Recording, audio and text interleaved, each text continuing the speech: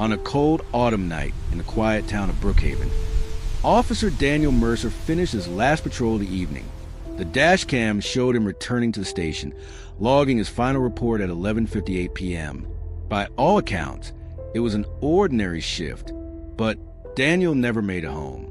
His cruiser was later found neatly parked behind the station. Keys still in the ignition, his badge and service weapon locked inside the trunk, as if carefully placed there by someone who knew procedure. No signs of a struggle, no farewell note, no trace of Daniel Mercer. It was as if the officer had stepped out of his own life and disappeared into thin air, and what started as a missing persons case quickly unraveled into one of the most baffling and unsettling mysteries the town had ever faced. Daniel Mercer wasn't the kind of man anyone expected to vanish. At 34 years old, he was a steady anchor in Brookhaven's modest police department.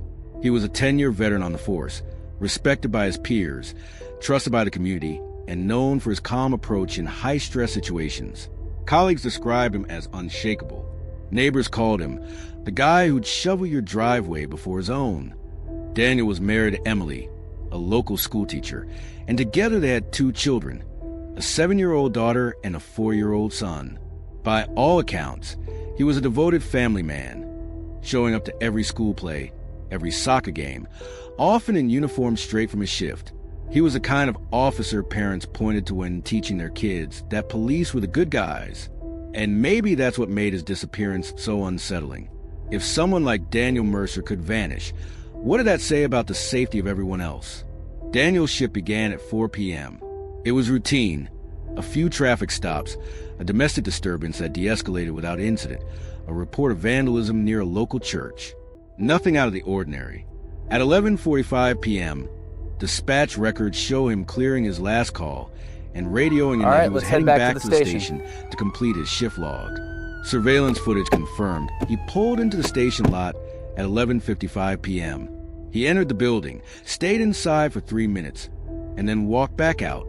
That was the last confirmed sighting of Officer Daniel Mercer. By 12:30 a.m., Emily texted him, "Kids are asleep. When are you coming home?" No response. At 1:15 a.m., she called his phone. It rang until voicemail picked up.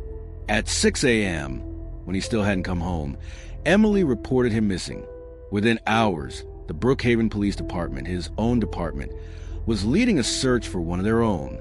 Before we continue, if you're enjoying the story, kindly subscribe to our channel for more interesting stories like this.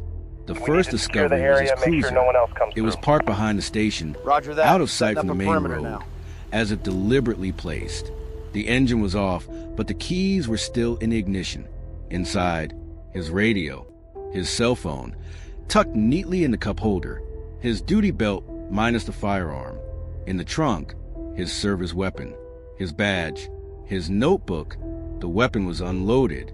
The notebook's last entry was a routine traffic stop logged at 10:27 p.m. It didn't look like robbery. It didn't look like an ambush.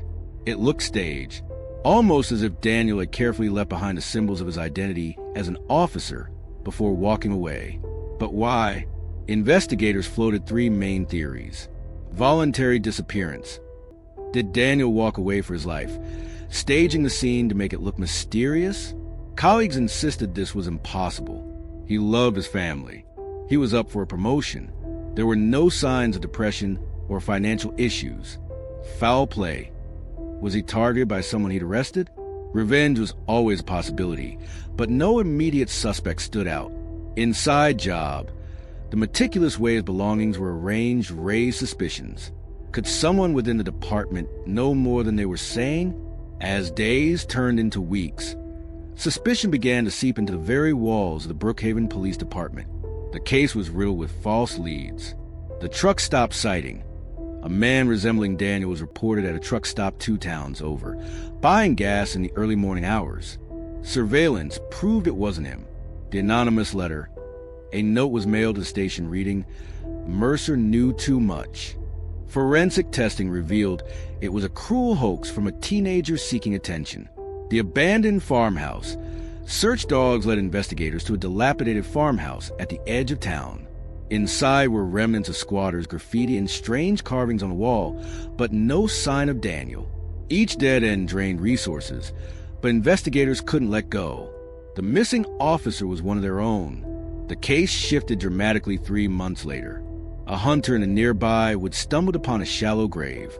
Inside were human remains, badly decomposed but still wearing fragments of a police-issued undershirt. Dental records confirmed it. Daniel Mercer. The community's worst fears were realized. This was no disappearance. This was murder. The medical examiner concluded Daniel died from blunt force trauma to the head. Estimated time of death, between midnight and 1 a.m., the night he disappeared. Trace evidence revealed 2 critical details. Fibers from duct tape were found near his wrists. Soil samples on his boots didn't match the burial site. They came from somewhere else. Daniel had been killed elsewhere, restrained, and later buried in the woods. This wasn't random. It was deliberate. 3 suspects rose to the surface. A local drug dealer, Daniel, had arrested multiple times, known for threatening revenge. But alibis placed him in custody on the night of the disappearance. A fellow Officer Daniel's partner, Officer Brad Kessler, had a strained relationship with him. Rumors circulated about disputes over case handling and misconduct reports. A civilian with a grudge months earlier, Daniel had testified in a domestic abuse case. The convicted man had since been released. Investigators suspected lingering resentment. Each suspect seemed plausible, but the evidence was thin. Emily, Daniel's widow, struggled not only with grief but with distrust. She began publicly criticizing the department, if the police can protect claiming they weren't themselves, transparent. how can they protect If they the can't community? protect their own, how can they And protect she us? tore. She told reporters. And- Inside the department, morale plummeted. Officers whispered in hallways. Was one of them responsible? Could they trust each other? Even the community fractured. Half believed Daniel had uncovered corruption within his own force. The other half thought he'd stumbled upon something darker in town. Brookhaven no longer felt safe. Nearly a year into the investigation, a tip came from an unlikely source, a retired officer. He claimed that, weeks before his death, Daniel confided he was working on something off the books. He believed drugs were being funneled through Brookhaven with possible police involvement. This revelation reignited suspicion inside the department. Investigators dug deeper into Officer Brad Kessler. His financial records revealed unexplained deposits. His patrol logs showed suspicious gaps. The most damning, cell tower records placed Kessler's phone near the burial site the night Daniel disappeared. When confronted, Kessler denied everything. He claimed the money came from family loans and that the cell data was a glitch. But then investigators found duct tape fibers in the trunk of his car, fibers matching those found on Daniel's remains. The case cracked open. Kessler was arrested and charged with the murder of Officer Daniel Mercer.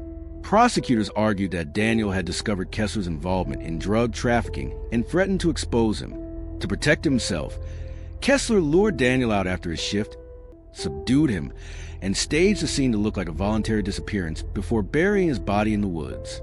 The defense painted Kessler as a scapegoat, claiming the evidence was circumstantial. But the jury didn't buy it.